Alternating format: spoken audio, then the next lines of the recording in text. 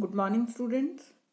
आज के video session का टॉपिक है वेरियस कॉम्पिटिटिव एग्जाम्स के लिए English language portion. During graduation और आफ्टर ग्रेजुएशन आप जो भी कॉम्पिटिटिव एग्ज़ाम देते हैं फॉर जॉब या आगे एडमिशन के लिए, तो उसमें इंग्लिश एक बहुत ही इम्पॉर्टेंट टॉपिक होता है। आज हमारी क्लास का यही टॉपिक है कि प्रतियोगी परीक्षाओं के लिए इंग्लिश लैंग्वेज की तैयारी कैसे करें।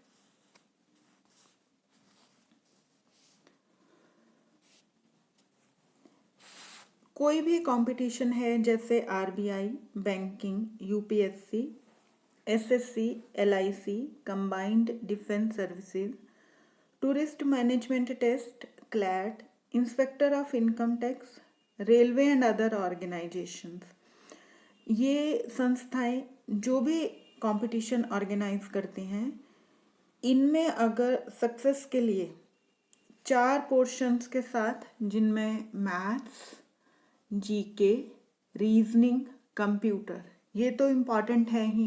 किसी भी कंपटीशन के लिए जीके, मैथ्स, रीजनिंग, कंप्यूटर के साथ साथ इंग्लिश लैंग्वेज पर भी पकड़ मजबूत होना बहुत आवश्यक है। और सबसे जो इम्पॉर्टेंट फैक्ट है वो ये है कि इंग्लिश लैंग्वेज का जो लेवल है वो 10+2 वाला ही होता है। 10+2 वाला जो आपने जो ग्रेजुएशन के लेवल पर पढ़ा है वही रहता है, अलग से कोई मटेरियल पढ़ना नहीं होता।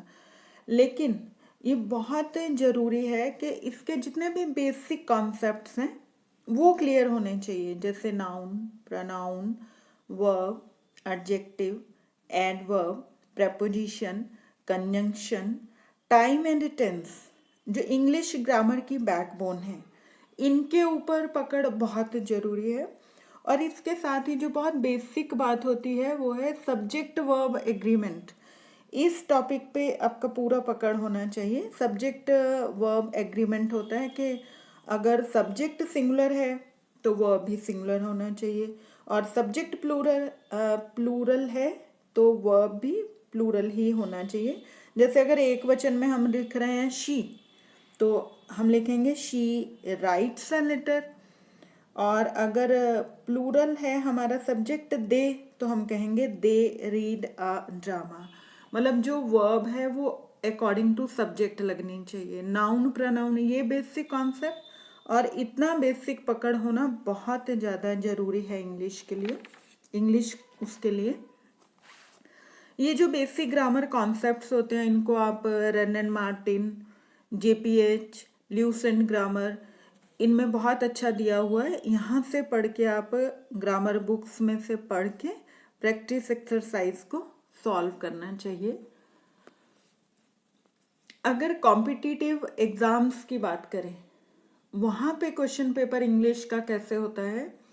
सबसे पहले एक कॉम्प्रिहेंशन पैसेज होता है एनीवन, और आजकल ये लेटेस्ट होता है, किसी स्टोरी वगैरह का पार्ट नहीं, जो करंट टॉपिक्स हैं उन पे होता है। जैसे आजकल किसानों का चल रहा है, मनी से रिलेटेड, अर्थव्यवस्था से रिलेटेड, मतलब करंट टॉपिक्स के ऊपर ये कॉम्प्रिहेंशन पैरा होते हैं। तो सबसे पहले एक पैरा होगा, वहाँ पे उस पैरा को अच्छी तरह से समझना है हमें, और फिर जो आगे उस पर क्वेश्चंस होते हैं वो क्वेश्चंस मोस्टली या तो वोकैबुलरी बेस्ड होते हैं कि आपकी इंग्लिश लैंग्वेज के मीनिंग्स आधारित, या बोल्ड किया होता है। जिस भी वर्ड के बारे में कुछ पूछा जाता है उस कॉम्प्रिहेंशन पैसेज के अंदर वहाँ पे बोल्ड किया हुआ होता है। कभी 6-10 क्वेश्चंस कितने भी हो सकते हैं वहाँ पे, और जो क्वेश्चंस होते हैं उन्हीं के जो वर्ड है बोल्ड जिसको किया होता है, कई बार उनके सिनोनिम्स पूछे होते हैं, मतलब समानार्थक, और कई बार एंटोनिम विपरीतार्थक पूछे होते हैं। आपको उसी पैरा को अच्छे से पढ़ के उस पे बेस्ड क्वेश्चंस होते हैं हर कंपटीशन में लगभग। फिर नेक्स्ट होता है कॉम्प्रिहेंशन के अलावा आपको कॉम्पिटिटिव इंग्लिश में फिल इन द ब्लैंक्स करना होता है, और ये fill in the blanks 2 types के साथ होता है। सिंगल सेंटेंस में भी आपको फिल इन द ब्लैंक्स भरने हो सकते हैं, और फुल पैरा के अंदर भी हो सकता है। एक पूरा पैराग्राफ होगा उसी तरह से किसी भी करंट सिचुएशन के ऊपर, तो ये जो पूरे पैरा के अंदर फिल इन द ब्लैंक्स करने होते हैं इसको क्लोज टेस्ट कहते हैं। सिंगल सेंटेंसेस के फिल इन द ब्लैंक्स हो सकते हैं या पूरे पैरा के। तो कॉम्प्रिहेंशन पैसेज वहाँ पे होगा, उस पे बेस्ड क्वेश्चंस होंगे, प्लस उसके अलावा जो सेकंड क्वेश्चन होगा आपको कुछ फिल इन द ब्लैंक्स करने हैं। सिंगल पैरा के हो सकते हैं या फुल पैरा हो सकता है फिल इन द ब्लैंक्स करने के अलावा। इसके अलावा जो क्वेश्चन होता है वो होता है स्पॉटिंग द एरर। ये कैसे होता है? सेंटेंस होता है एक फुल सेंटेंस, फिर उसके पार्ट्स बना देते हैं हाइफन लगा लगा के।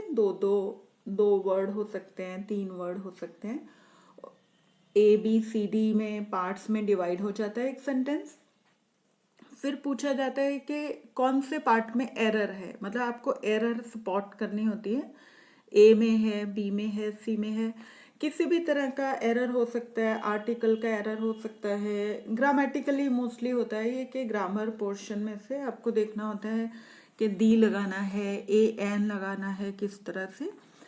तो कॉम्पिटिटिव इंग्लिश में आपको स्पॉटिंग द एरर क्वेश्चन होता है। नेक्स्ट है ट्रांसफॉर्मेशन ऑफ सेंटेंसेस। जो अदर इम्पॉर्टेंट क्वेश्चंस होते हैं कि आपको कहा जाता है, बताया जाता है कि सेंटेंसेस को ट्रांसफॉर्म करें। अगर फर्स्ट ईयर स्टूडेंट्स सुन रहे हैं इसको, तो यही सेम सिलेबस आपका फर्स्ट ईयर की जनरल इंग्लिश का भी है, सेम सिलेबस आपको वहाँ पे करना है। तो ट्रांसफॉर्मेशन ऑफ सेंटेंसेस में आपको सेंटेंसेस का वॉइस चेंज करना होता है, नरेशन होती है, ईडियम्स एंड फ्रेजेस के क्वेश्चन होते हैं, और इसके अलावा एक बहुत ही इम्पॉर्टेंट क्वेश्चन होता है, मोस्टली हर कंपटीशन में ये होता है, रीऑर्डरिंग ऑफ द सेंटेंसेस। ये क्या है कि 6 सेंटेंसेस, मोस्टली 6-7 सेंटेंसेस वहाँ पे होते हैं जो जम्बल्ड होते हैं, मतलब उनमें एक कनेक्टिविटी है लेकिन उस सीक्वेंस में वो रखे हुए नहीं होते। आपको समझ के पढ़ के उनका सीक्वेंस सेट करना होता है कि 6 नंबर सेंटेंस नंबर 1 पे आएगा, 5 नंबर 2 पे आएगा, कोई भी जो हम उस पैरा को समझ के कि इसका क्या कनेक्शन है, क्या बिगिनिंग है, क्या मिडल है, क्या कंक्लूजन निकल रहा है। तो इस आधार पे क्वेश्चन होता है रीऑर्डरिंग ऑफ सेंटेंसेस। नेक्स्ट जो क्वेश्चन होता है, तो इस तरह से बेसिक इंग्लिश ग्रामर के साथ कोई भी कॉम्पिटिटिव एग्ज़ाम होता है। और पहले भी जैसा मैंने कहा, हम इसके लिए जो अच्छी ग्रामर्स हैं वो rain and Martin, Lucent, JPH grammar books, basic concepts इनमें से स्टडी किए जा सकते हैं अच्छे से। और जो स्टूडेंट्स प्रैक्टिस कर रहे हैं, प्रैक्टिस करने के लिए मैकग्रॉ हिल की ऑब्जेक्टिव इंग्लिश बहुत ही अच्छी बुक है, बहुत अच्छे इसमें प्रैक्टिस सेक्शंस हैं सॉरी। इनके अलावा हमारे पास जो स्टडी मटेरियल है उसके अलावा ऑनलाइन स्टडी मटेरियल अवेलेबल है। आप ऑनलाइन साइट्स अवेलेबल हैं, स्टडी अड्डा, बैंकर्स अड्डा, ऑलिव बोर्ड, ये बाकायदा प्रैक्टिस सेशंस यहाँ पे होते हैं। आप उनके ऑनलाइन टेस्ट सीरीज ले सकते हैं। सबसे पहले कई बार ये पेड भी होती हैं, ये जैसे स्टडी अड्डा पेड है, फ्री साइट्स भी हैं और पेड साइट्स भी हैं। सबसे पहले आप फेक साइट्स को पहचानें, मतलब जेन्युइन साइट पे रहें, उनकी टेस्ट सीरीज लें, उनके मटेरियल को पढ़ें। बेसिकली ये सारे जो कवायद हैं, जो हम मेहनत कर रहे हैं, एफर्ट कर रहे हैं ऑनलाइन स्टडी मटेरियल से या किसी भी ग्रामर बुक से, हम जो प्रैक्टिस करते हैं और कॉम्पिटिटिव एग्ज़ाम में जो बहुत ज़्यादा ज़रूरी है वो है स्पीड और एक्यूरेसी। ये आपको ये चीज़ लानी है कि बहुत स्पीड से आप क्लियर करें। बैंकिंग एग्ज़ाम में स्पेशली होता है कि स्पीड मैटर्स अ लॉट, आपकी स्पीड भी हो और आप एक्यूरेट भी हो। इसके अतिरिक्त आपको रीडिंग हैबिट एक डेवलप करनी है अपनी इंग्लिश को स्ट्रॉन्ग बनाने के लिए। न्यूज़पेपर्स का स्टडी हो, बुक्स का हो, ये है आपकी वोकैबुलरी को स्ट्रॉन्ग करेगा, आपके स्पेलिंग्स राइट होंगे, ग्रामर पे आपकी पकड़ बनेगी, आपके कम्युनिकेशन स्किल डेवलप होगा एक रीडिंग हैबिट से, अगर डेली हमने इंग्लिश लैंग्वेज का रीडिंग हैबिट डाला हुआ है।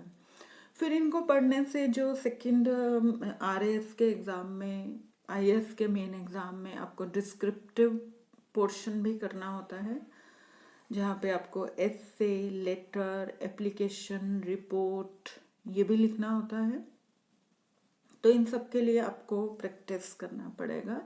अपनी बेसिक इंग्लिश स्ट्रांग बनाने के साथ साथ आपका जो रीडिंग हैबिट है, करंट टॉपिक्स के साथ आपका जुड़ाव, करंट टॉपिक्स के बारे में आपकी अवेयरनेस के साथ साथ आप प्रीवियस ईयर क्वेश्चन पेपर्स की प्रैक्टिस करें, डिक्शनरी कंसल्ट करते रहें अपनी वोकैबुलरी को स्ट्रांग बनाने के लिए।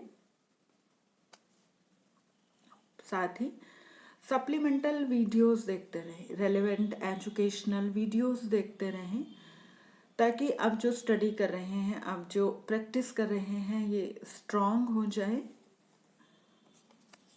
इसके अलावा रेलेवेंट आर्टिकल्स पढ़ते रहें, प्रैक्टिस करते रहें और अपने दोस्तों के साथ डिस्कशन करते रहें। Thank you. I think the portion, English language का जो पोर्शन आता है वो स्टूडेंट्स को क्लियर है कि एक कॉम्प्रिहेंशन पैसेज होता है और सिनोनिम, एंटोनिम्स, आपकी वोकैबुलरी मीन्स स्ट्रांग होनी चाहिए, आपकी इंग्लिश लैंग्वेज पे पकड़ होनी चाहिए ताकि आप फिल इन द ब्लैंक्स कर पाएँ और एरर स्पॉट कर पाएँ अगर कहीं है। तो इतनी बेसिक इंग्लिश के साथ, जो +2 तक आपने पढ़ रखा है, उस बेसिक इंग्लिश के साथ आप जो जितने भी ऑर्गेनाइजेशंस ये कॉम्पिटिटिव एग्ज़ाम्स लेते हैं, और ये काफ़ी स्कोरिंग होता है, इंग्लिश जो है वो काफ़ी स्कोरिंग है और ये आपकी डे टू डे लाइफ में आपके कम्युनिकेशन स्किल्स को भी बेटर करता है। नेक्स्ट सेशन में हम किसी ना किसी एक प्रीवियस एग्ज़ाम को लेके, क्वेश्चन पेपर को लेके उसको डिस्कस करेंगे। For the timing, thank you.